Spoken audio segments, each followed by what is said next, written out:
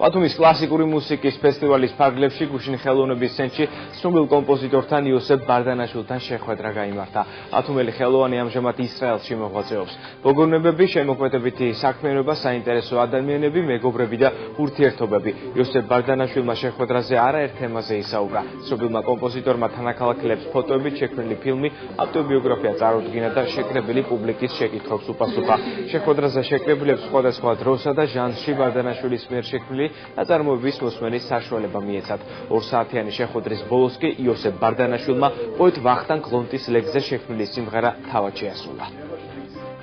აღმოვაჩინე, რომ სოსო ბარდანაშვილი თურმე კიდევაც მღერის და კიდევაც ეს სიმღერები მისი გაგონილი მქონდა, მაგრამ არ ვიცი, მე სოსოს ვიცნობდი როგორც უფრო აი სხვა კუთხით რა. დღეს ახლა კიდე სხვა კუთხით დავინახე და ეს არის ნიჭიერი ადამიანი, რომელიც არასოც არ მოიწურება და ძალიან ბედნიერი ვარ, რომ ეს რასაკვირველია ბათუმში სოსოს ყველა იცნობს და კიდევ ერთხელ ამ ფესტივალში რასაკვირველია არ შეიძლება პირველად ჩატარებულიყო ეს ფესტივალი სოსოს გარეშე. ყველას ეს შეხვედრა რთულია, ჩემთვის განსაკუთრებით, იმიტომ რომ შენ სახში განსაკუთრებით რთულია. უცხოეთ ეს არის მარტივი მუშაობის ნაწილი და მე თვითონ გიცხადებენ სიყვარულს, სიხარულს და ძალიან კარგია, მე გელოდებიან და ეს თქვათ ეს კარგია, მაგრამ შენ სახში მაინც განსაკუთრებულია ეს ყველაფერი, ხო?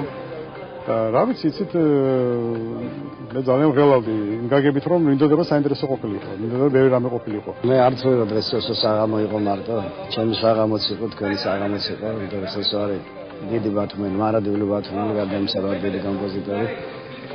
უამრავი სიმღერა აქვს ჩემს ტექსტებზე, მაგრამ ისე აეწყო, როდესაც წავიდა ისრაელში თან წაიღო. ეს არის უნიკალური კაცი, თავისი ბუნებით გარდა იმისა, რომ არის განსაკუთრებული შემოქმედი და მე ძალიან მიხარია, რომ ჩემმა ქალაქმა იცის თავისი ნამდვილი შვილების ფასი.